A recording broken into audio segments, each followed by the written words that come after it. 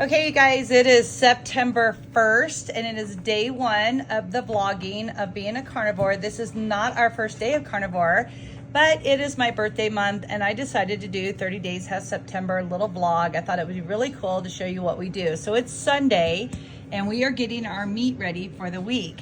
So Kenneth comes in, we buy this, I'm gonna let him tell you what the name of it is, because I don't even know. Ribeye roast. So this is a ribeye roast, and instead of buying them cut, which is about how much per steak? I think you get 3 for like $64 or something like that. Is the same? Yeah, something like that. So they're about $20 to $25 per steak, I believe. Everywhere is going to be a little different, so don't quote me on that. But what we do is we buy this, and I think he paid, how much did you pay for this piece? $200 for this, and he'll get approximately 14 to 16 steaks and a couple breakfast steaks. Is that correct? Yeah, everyone's different, so depends on the size of them. So just so you guys know, I don't do any cooking in the kitchen, maybe an egg here and there, but Kenneth does all the meat. He does the barbecuing. It's always been a passion of his. He loves being a chef. So you can imagine going from making like really, really gourmet meals with pasta and seasonings and sauces and vegetables and all this stuff to being a carnivore, especially a carnivore coach or carnivore person who only eats meat. This has been life-changing. So he has come up with some great recipes and ways to cook things, preparing, cost-effective, that over the next 30 days we will be sharing with you guys. But it's day one, and it's about midday. It's Sunday. We're doing some food prepping. So he got all the groceries yesterday on Saturday, and then today he's putting this together. Typically, Kenneth, how long do you think this will last us? Oh, I still got some left over from the last time, so I don't know. Just you and I.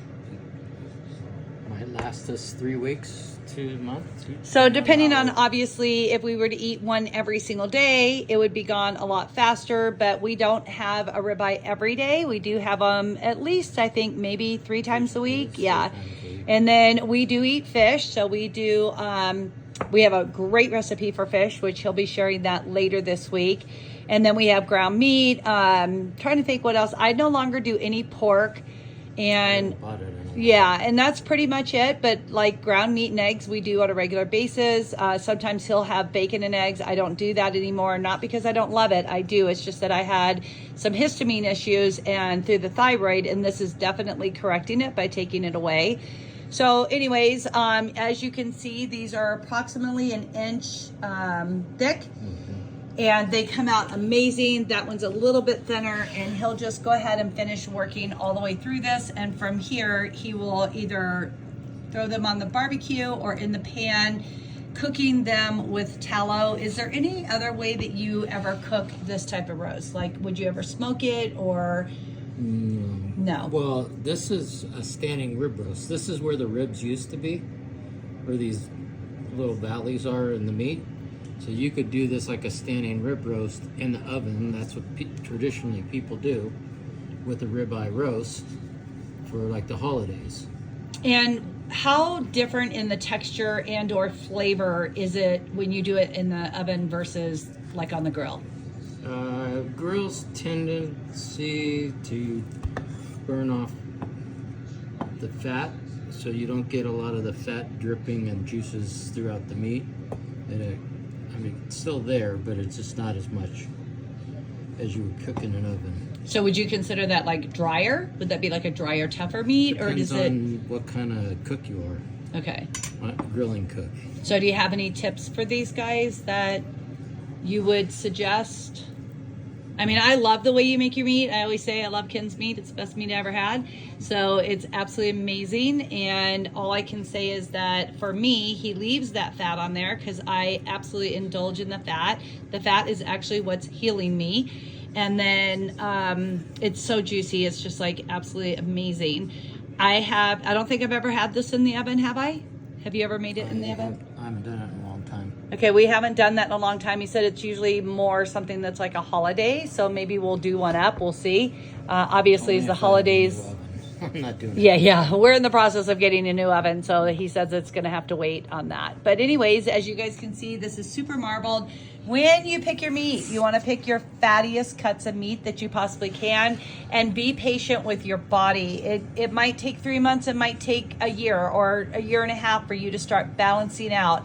Again, give yourself patience and time, because when you were getting sick, you didn't slow down and go, oh, let me go slower or faster on getting sick. You just got sick. So now it's time to get healthy. It's to get well. And this definitely will do it. This is absolutely my favorite cut of meat. Now, coming from a vegan, a gal who never ate anything, and then finally I added chicken and only white breast meat, you can imagine how different this is. But I'm going to tell you guys, I crave this now. My body like literally craves it. I do not have any sugar cravings, carbohydrate cravings, nothing. Like literally, this is the way to go. This is the life right here. And if you want to overcome autoimmune disease, heal yourself of so many things, like the reports and the statistics and the scientific studies is just profound on what you can do. I have so many testimonies from my clients who are overcoming a multitude of autoimmune disease and diseases in general, including fatty liver disease and cirrhosis, that it's amazing. This is 10 so far. This is what I got left. So I'll probably I could get 6 more out of it, probably. So somewhere again between 14 and 16, depending on the size of the cut. Some people do like it thinner. Like that is actually a really nice cut right there. What he will do is use those for like breakfast steaks. I am good with that for for a supper. It's just truly amazing. And the thicker it gets, to be honest with you, I'm probably not ever going to eat one that's much over an inch thick. It just gets a little, I don't know, it's not my favorite, but everybody's different. So you've got to find the cut that you like. Learn how to do this yourself. It's so cost effective. I guess that's the bottom line that I want to say. And I'll be back later. I'm on my way out the door while Kenneth's finished doing Sunday prep. Here we are getting it ready. The air fryer's going and we're moving forward.